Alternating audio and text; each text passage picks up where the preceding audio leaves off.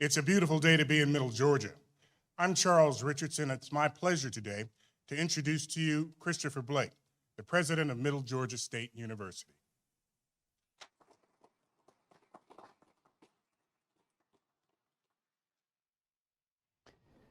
Thank you, Charles, and good afternoon, everyone. It's a pleasure to gather and be with you today. Thank you for joining us at the Karen L. Core Classroom here on the Dublin Campus, and later this address will also be available to the other campus communities online. This classroom was just opened recently in the ribbon cutting we did here. And it speaks to the hope and the vibrancy that this university represents, specifically in this community. I'm also delighted to know that Mrs. Core, the benefactor who worked for so long in nursing here in Dublin, she was on campus today. So she's gone home now, but she was here. I think she's enjoying knowing that her presence is still felt every day here. I have done a number of these, and as your president, I'm very, very pleased to gather the community together at least twice a year. We do it at convocation, and then we do it again mid-year. And the mid-year gathering is called the State of the University Address. And it's a chance for us to look about our work right midway through the year and to talk about, well, what did we think we were going to do and how well are we doing that? So that's what I'm going to focus on. And in all of the remarks that I make, I like to think increasingly the values that you see behind me are driving how we make our decisions and what outcomes we can measure in terms of the performance of the university and the work we do to make sure that another generation of students come here and leave with a life-changing and career-building education. There are 4 areas I'm going to focus on. That's not dissimilar from what we do at convocation. The first one is what I call the vital signs. A bit like when you go and have your annual checkup and they do the vital signs and want to know various things about your blood pressure and so on. We're going to look at our vital signs as a university. Secondly, I'm going to remind us that we have to have a strategy, that the busyness of the day in, the day out is vital, but so is the destination of where do we think we need to take this university. And I want to talk a bit more about that. Thirdly, I'm going to come to the theme of greatness. It's a tagline we've used often. We've said, find your greatness. I want to just give some illustrations of why I think we're a great university. And lastly, I want to talk about engagement, because that was the theme at convocation. I said, in this post-pandemic environment, we must engage. We must engage with each other, with our students, across the 180 miles that is Middle Georgia, and across the online communities, and make sure that people feel engaged. So those are the 4 things, and I'll have some concluding remarks at the very end. So let me start. And in terms of vital signs, I'm very proud of where we stand right now. As you know, at fall, we were down about 2.5% in our total enrollment. And that had reduced the drop we'd had from the previous year, the COVID drop, as I tend to call it. But now in this spring, that gap is getting smaller and smaller. As of today, we have globally probably about a 1% drop on where we were this time last year. So that 2.5 has shrunk to 1%. When we look at summer and when we look at fall, we're clearly back into a growth economy. We're tracking well ahead in terms of enrollment for summer and for fall. So I'm very proud of the work we're doing, our faculty, the scheduling, the teaching, our enrollment and missions team, reaching out, our advisors in making sure that students are getting the support and the help that they need. And we are seeing already some of that, what I see as resurgence after COVID. So this fall, even though we were overall down our new student population at the undergraduate level, that rose by 14.8% or 250 students. And we can see that trend mirrored in what we anticipate for the coming fall. So there's some really strong pieces going on. It's probably known to many of us here that graduate enrollment is really pacing ahead. We have over 425 students in our graduate programs right now, and we're seeing large numbers of graduate students attending, and we're going to be building an opportunity for at least one of those programs to have an on-campus face-to-face presence, particularly to help with the retention of our international students. So there's some important planning and strategy being developed at graduate level. And I'm thrilled with that, and I urge that to continue. But I do want to note some caution. I don't want this just to be a speech which talks only about the good stuff. As of today, we're 138 138 undergraduate students lower than we were this time last year. So there is work to be done in recruiting and retaining those undergraduate students. They're the, if you like, the heart and the soul of the Middle Georgia experience. They're the ones that we want to bring into our housing and residential programs, and to go and eat in the cafeteria and be in the library. They're the ones that we want to make sure come into places like this, the Karen Core classroom. So there's still some work to be done. The fruit of that work is being borne out. Please continue it.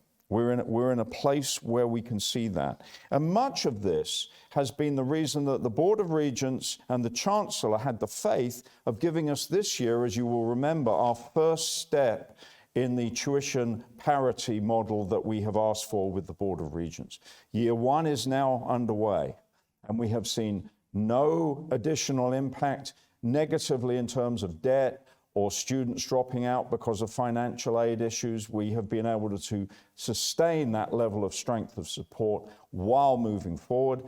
In April, it is my belief that the Board of Regents will approve the second step. We have had that signaled from the University System Office. So we will continue this 3-year model of getting our parity closer.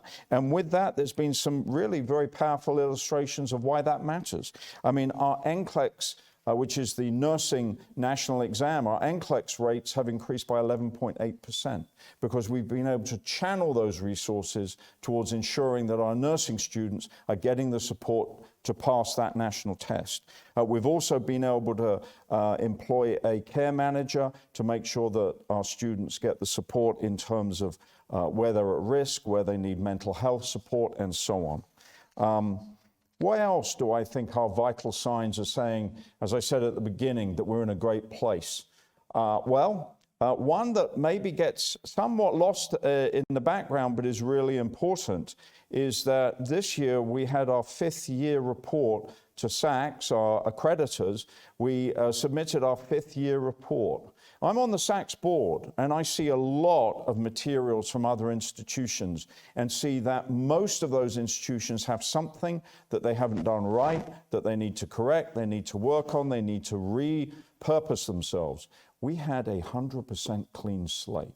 So I really want to give a shout out to all of you who have worked on SACS, all of you who have taken your responsibilities seriously to get the data, to report it. Particular shout out to Dr. Kevin Campwell, who leads our SACS operations. Kevin, we're grateful for you getting us into this prime position in terms of SACS.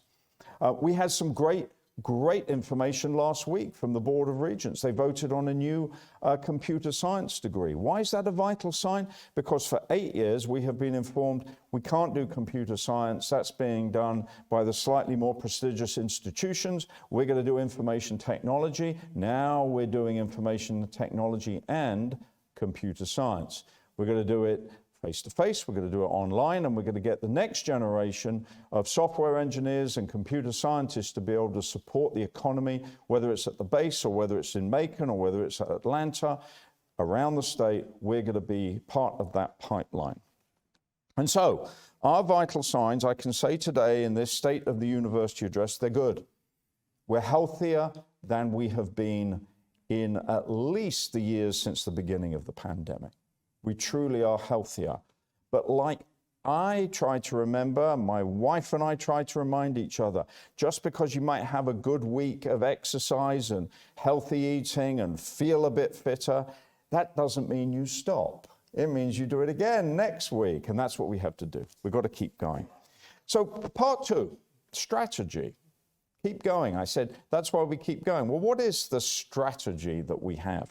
I said, if you remember at convocation, we're in the last year of our Elevating Middle Georgia plan. It's the final year, and I'm very grateful. We've already, as a cabinet, seen the work that the committee is doing in shaping the ideas of a new strategic plan. But we heard something very important. We heard it back last summer when we surveyed our faculty, students, and staff. We asked them, is Middle Georgia going in the right direction, or are there things that we need to think afresh? And overwhelmingly, we were reassured we've been making progress in the right direction. We need to carry on in that direction for the next few years.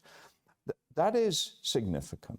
It's significant because it could be easily understood that this institution is just complicated and difficult and hard. It's spread over campuses. It's got online. It's got undergraduate. It would be easy to say, well, that's too hard.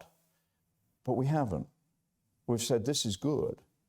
This is what modern universities need to do. This is how we understand our role and our function. It's a mosaic. It's going to be a very powerful picture made up of different elements. And each of us in this room and watching this are playing their part in those elements. So we're going to continue this strategic initiative in that same trajectory. I also am pleased to report to you that the Chancellor made it clear to me that he wants us to carry on in this direction because he and the Board of Regents are pleased with the work that we have been doing. I think that's part of why they approved the tuition change last April. So we're getting that signal from those to whom we report, we're getting that signal from those to whom we serve, our students, and we're getting the same signal from our communities that are saying, please be part of our community, as is evident today.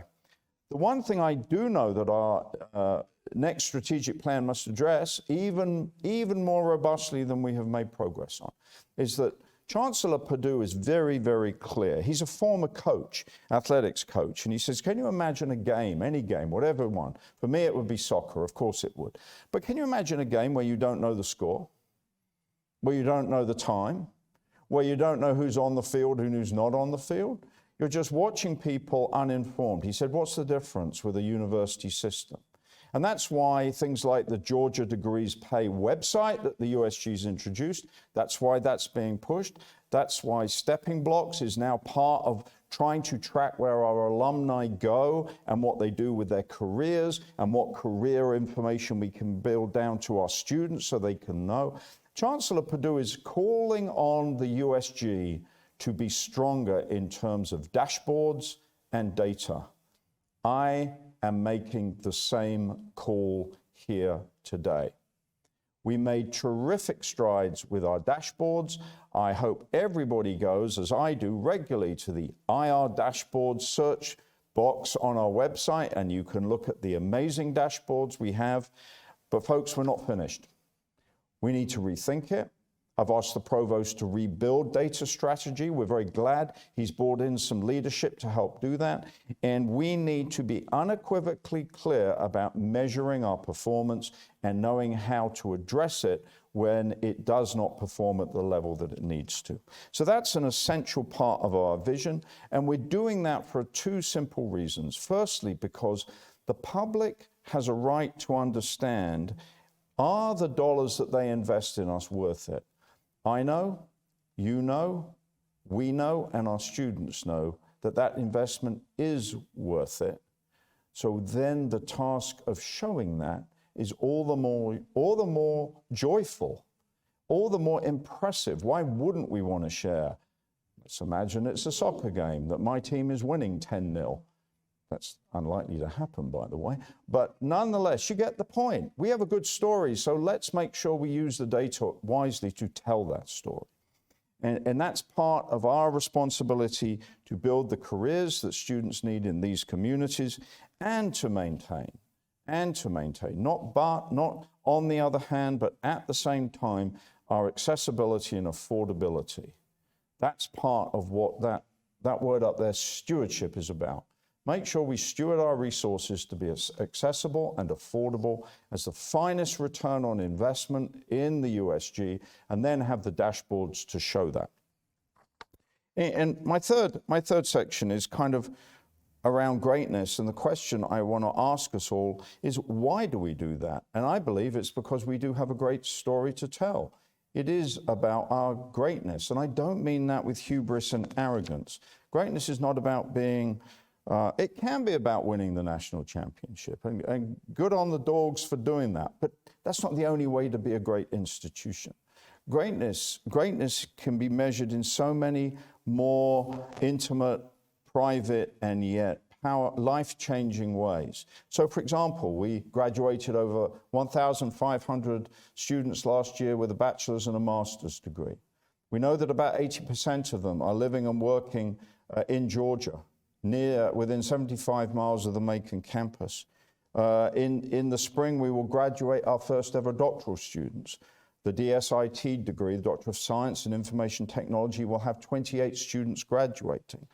And I had a very personal expression of that greatness at commencement. And you'll forgive me for saying that commencement has a certain routine, and we do a number of ceremonies, and one can almost sort of get into it in an unreflexive way. Okay, here we go. And we were lining up one of the ceremonies at the back of the hall, and there was a gentleman standing there. And he was actually kind of in the line, but I wasn't going to say to him, hey, you're in the wrong place. Instead, we got chatting. And he asked what I did, and I told him, and I asked him what he did. And he told me that his daughter was going to cross the stage.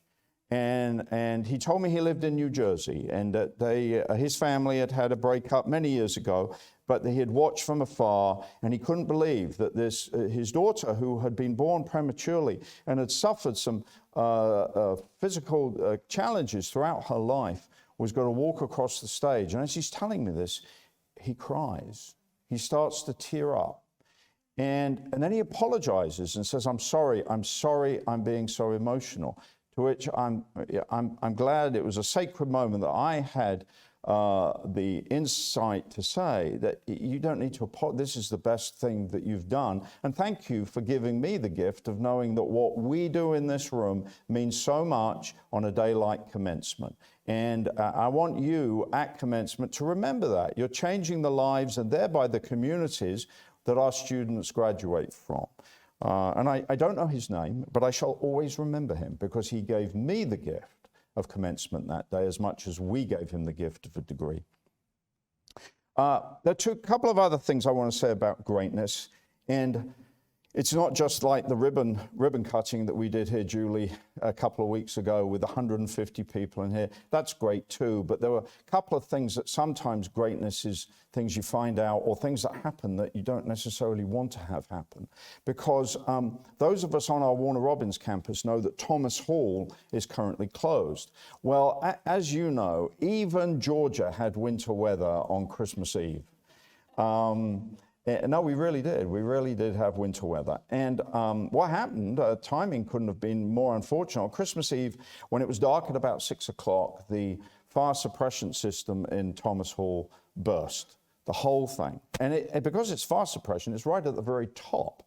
Well, by 9 o'clock at night, somebody noticed that there was water gushing out of Thomas Hall. And for the next 3 hours, our facilities team were there. And they were getting soaked in stopping this getting worse and in making sure that they began to address the problem and were literally frozen. I mean, one of them was telling me that his clothes froze up because they were wet and it was sub-zero temperatures. That's an example of greatness. That's Christmas Eve when people could have been with their families. They were doing something for us, with us, because of what we stand for. That's an example of what we as faculty and staff do that I call great. It may not be famous, it may not make it into social media or on the media generally, but it's still great. And Courtney Anderson, I hope she'll forgive me. She's one of our master's degrees, nurses. She's doing an MSN nurse practitioner master's. But she's also the sepsis coordinator for Atrium Navicent. And so she founded a nonprofit to increase awareness of the causes of sudden cardiac arrest, which we've all been seeing about recently. And that's something that one of our students has done. And she's now in charge of that. while she's studying, developing a nonprofit to help address the issue of cardiac arrest. That is a truly great thing. And so what I ask us to do is keep every day mindful in your conversations and your interactions of the greatness that your colleagues, your neighbors, the people that you work with, the greatness they're doing, and I would say that you are doing. Each of us here has an opportunity each day to do a small, great thing. There's all those things about a small act of kindness. There can be a small act of greatness too. It can often be the kind thing. So I just want us to stress, this university has made enormous strides because it's believed in the people, it's believed in itself, it's believed that we can do things at a higher level, and for 10 years we've demonstrated that. That has to drive the strategy as we go forward. And so my fourth and main point is the only way we're going to do that is if we're engaged. It can't be done in isolation. The old 16th century male British poet, no man is an island unto himself. Great insight. You're not an island.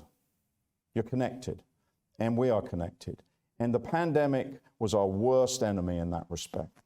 And it even taught us some bad habits of isolation and learning.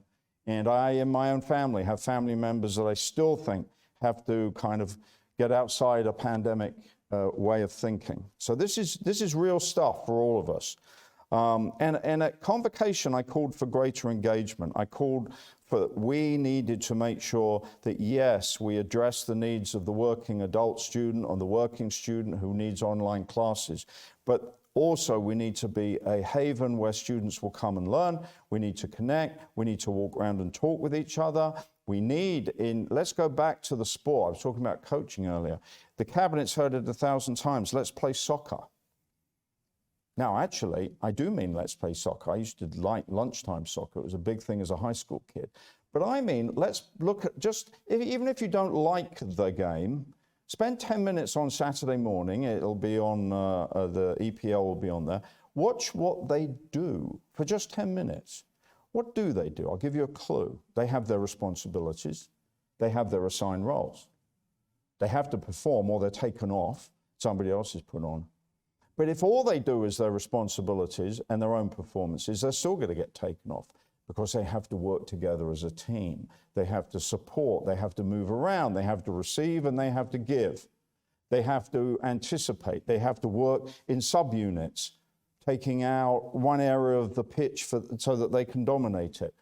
That is the best of teamwork. We're doing it across 5 campuses and online, and we're doing it each day, and we need to stay fit and trained for it like you might see in a soccer game. And I kind of used that analogy, didn't I, in a Blake's Take. I talked about the World Cup. Mind you, if you're not aware already, the World Cup is coming to Georgia in just 3.5 years. The Mercedes-Benz Stadium will be a host of the World Cup. And if any of you know how we can get tickets, please see me after this. But I'm deadly serious about this. I don't think that we have finished this work. I think engagement is ongoing, and I think we're still coming out of the hurricane of the pandemic. And so I want our residents' life people, I want our student life people, I want our faculty, I want our staff to think about ways in which we can connect. I want our alumni to feel that we're welcoming them back. We were very connected in here a couple of weeks ago. This should be the model of how we do it best. And the reason that I would suggest it's worth doing is because it's actually great fun. It's rewarding. We are social. We celebrate learning, the word up there, our fourth value. We celebrate learning not as an individual act, but as a shared enterprise. And yes, there's an individual degree at the end, but a lot of people got those students to that degree. And in that engagement, yes, I'm calling for it internally, but also externally. We've got a lot of good things going. I want to give some illustrations very briefly. On our Macon campus, I'm very, very grateful to Mayor Lester Miller. Mayor Miller has believed in what we're doing. He's helped us invest in the Georgia Premier cross-country track. He's bought resources for that. It's an example. The only reason he's doing that is because he feels we're engaged in the Macon community. In Cochrane, we're anticipating the excitement, as you know through our conversations, of an athletic transition. We're hoping that we can make progress on that quite shortly. And that is an opportunity to really re-engage our Cochrane campus, our largest residential campus, around what we're doing so wonderfully athletically. We can think of ways to do that. Our Eastman campus, we're looking for resources from the General Assembly to expand it. Why do we want to expand it? Not because we like a big campus, but because the demand is there, because they believe in what we're doing in Eastman, because they like the camaraderie and the intimacy of that campus and that program. And now Ember Bentley and I are working to make sure that we get the money funded and hope that we will from our legislatures through the General Assembly. So Eastman is an engaged campus. Here in Dublin, through the help of Representative Matt Hatchett and Senator Larry Walker, we were able to do this marvelous renovation. And if you have not walked down to the nursing rooms down there, please do. They're incredible. And then Governor Kemp, who gave his State of the State address just this week, Governor Kemp added the additional money, and we were able to bring in over $6 million worth of renovations to this campus in order to be the main nursing education facility in central Georgia and to serve a community around here. We have the VA across the road, we have Fairview Park. We want to be the pipeline that makes sure that the best nurses come from Middle Georgia across the road and into those facilities. And in Warner Robins, I talked about Warner Robins a moment ago getting flooded out. I also want to say it's a place where the ideas and the energy abound. So we want to take that Thomas Hall and think, how now do we use it to build a dual enrollment program, the Georgia Academy for high achieving Houston County students? How can we make sure that our new business and computer science degrees are available to the community down there? And continue to build on the STEM and the nursing tradition down there. Warner Robins is one of those places that's looking to be a technology and innovation center. And what I'm working to make sure, and I need the help of everyone here who's listening and in this room, is how can we make sure that we're not spectators on that, but at the table as participants on that? It's got to be a thriving city. And we are there, and we need to be players in that city. And finally, at the state level, I've mentioned one thing already. I need to make sure that we work hard to persuade the Board of Regents to get the tuition level adjustment. We need to continue that case of athletics transition to NCAA. We need to bring forward, the provost has talked about future degrees and has teed up the committees at the Board of Regents wonderfully to accept those degrees. And we need to build our amazing aviation presence and reputation so that it's not just a statewide presence, but it's a national presence, that it's a school that people might come to as the most affordable aviation school across the nation. So in conclusion, those are the big drivers. We are at a good place. I can declare today in this State of the University address, Middle Georgia State University has never been stronger, but it's going to be stronger yet in the fall. And we need to put our shoulder to the wheel to get it to that higher level. And I do promise you, when we get there, we can celebrate and relax for just a few days, and then we carry on that work, because that's what we're called to do. It's not a one-time effort. It's not a one-year cycle. It's a vision of change. And over the last 10 years, you have brought this university from a place of confusion and newness to a place of strength and hope and excitement. The communities recognize that, the Board of Regents recognizes that, the Chancellor recognizes that. We have done that as a team. I may be the captain on the team, but a team, at least in soccer, has 11 people. That's not one person, that's 11 people. We are those people, and we will continue to do this together. And so for the fall, I challenge us to bring in an even bigger enrollment class. I want to have more than total number of 8,000 is totally realistic, but that's not really the number that counts. It's about the balance between graduate and undergraduate, between online and campus presence. It's about making sure our residence facilities have vibrant facilities and programs available. It's about making sure that our athletics teams are supported, and we can do that. We can do that if we follow the guiding principles of stewardship, engagement, adaptability, and learning. That's what we're going to do in the next 6 months. It's going to be exciting. It's going to be productive. I welcome the fact that we will gather again as a whole community for a whole day in early August, and I promise you that we will issue the date for that in the next week. You will hear when that's taking place. That will be convocation on our Macon campus. I invite comments on this State of the University address. Those can be sent to president@mga.edu. I look forward to engaging with you. I look forward to being on Cochrane this morning and Dublin now and Warner Robins tomorrow. So I'm excited about coming around, and if we don't get long to talk, it's still great to see you.